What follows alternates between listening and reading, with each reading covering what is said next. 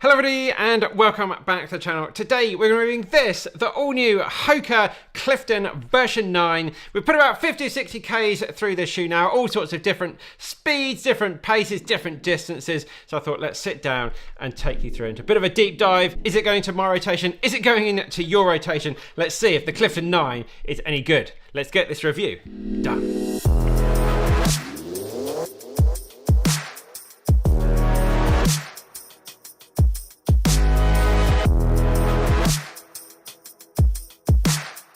So thanks very much guys for joining us for another review here on the channel. As always, we'll split this video up into various different sections, so feel free to move your mouse around. We'll start out with all of the facts and figures. We'll chat about what I like about the shoe, what I don't like about the shoe, the differences from the outgoing model, and also some other options out there that you might like to consider before you purchase your next pair of shoes. And then finally, is it going into my rotation? Are we going to be keeping it, or is it going on eBay?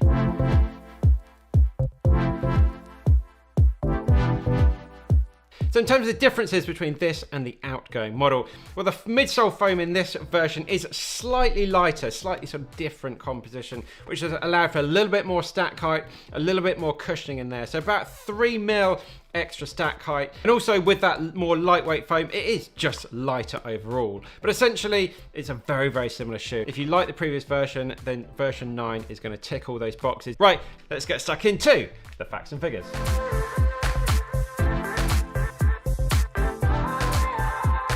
So this is the 9th generation of the Clifton shoe. I started out in version 3, but also got that special release of version 1. So I've done many hundreds and hundreds of miles in Cliftons over the years. Now this shoe set me back £130. As always, I bought it 100% with my money off the Hoka website here in the UK. It's gonna be around about 150 euros or 145 US dollars. Now the stack height at the back, about 32mm, and forefoot about 27, giving that 5mm drop overall. In terms of the weight, for my size in a UK size 12, about 312 grams. Slightly lighter, just a little bit of a weight decrease from the outgoing model. Now it's a neutral shoe, and I'd very much say this is a shoe to do your daily runs in. It's a jack of all trades, an all-round shoe. You can do lots of different types of running, your easy runs, your recovery runs, a bit of speed work, and a race every now and then if you want to. It's going to be the type of shoe which will be most happy on the road. In terms of the upper, really nice engineered knit here, getting a really good lockdown. We'll come in some of the lights a little bit later on.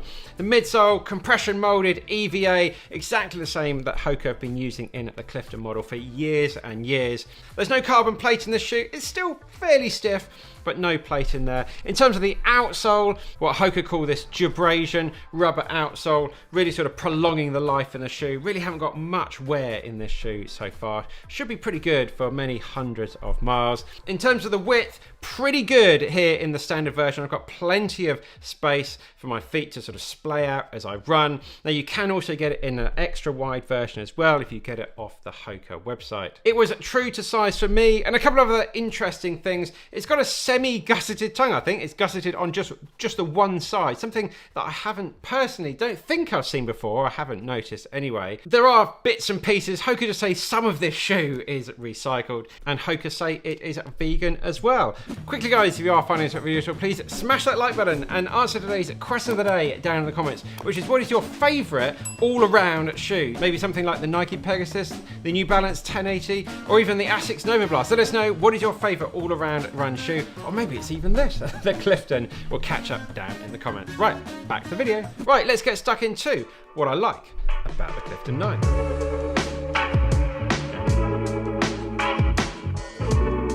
My first like is all about, I'm just going to say, like the lockdown and the comfort you get with this shoe, and this sort of Achilles flare at the back. Really nice soft material here at the back of the shoe. Haven't had to use that heel, that sort of runner's knot to get it locked down. Just worked absolutely fine out of the box. Great comfort, great lockdown, nothing moving around as I run, no blisters, no hot spots, just all out. Whatever you're doing, running, just wearing it casually, walking around, at the gym, just really, really comfortable shoe. My second like is the lightweightness of this shoe. Now, obviously, it's not a lightweight shoe as it goes. If you want to get some lightweight shoes, get some racing flats or something like that. But in this sector, this category, it's really nice and light. And you can feel that as you run along, your legs just want to turn over a little bit more. It's good to have that slight weight decrease from a model, which is quite rare you see these days. Everyone's adding weight to their shoes. My final like is the upper in the shoe. Really nice airflow coming through, really nice and breathable. And as I said, in that sort of wide toe box thing in the shoe, feet have got so much space in there.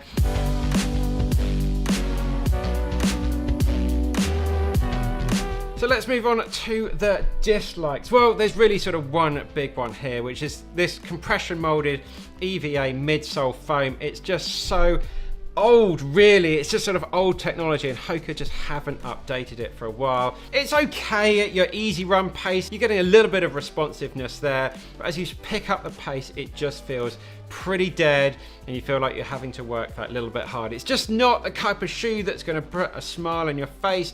It's just dependable. It's okay. It's just a bit boring to run in. Something like the Hoka Mach 5, which isn't as durable as this shoe. It doesn't have the outsole rubber there to give it a really good long life, but they've got it sort of half and half with the EVA and then the Pro Fly in there as well. It's just a lot more fun to run in, a lot more responsive, sort of reaction as you sort of change speed and things like that. But for me, just as the Clifton sits here, it's fine. It's just not that much fun, to be perfectly honest.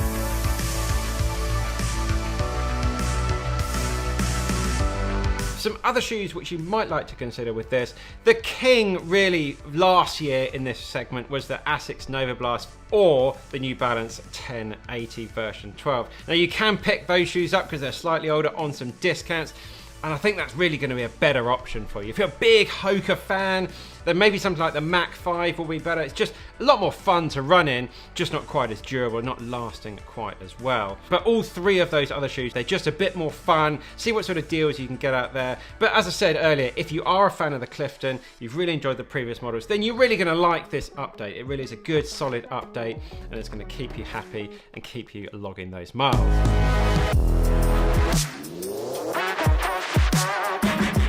So is this going into my rotation? Well, no, not really. I have enjoyed clocking up some miles in this shoe. It's just not the shoe I've been reaching for when I want to go out for my runs. I've put the miles in it to test it, and it just hasn't given me that wow factor. But can I recommend it? Yes, it's a good, solid shoe.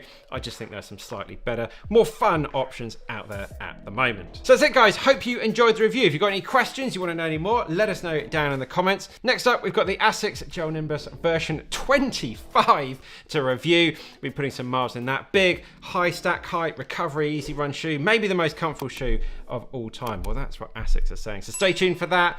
Lots of love, guys. Hope your running is going well, wherever you're getting it done. And we'll see you very soon in the next one.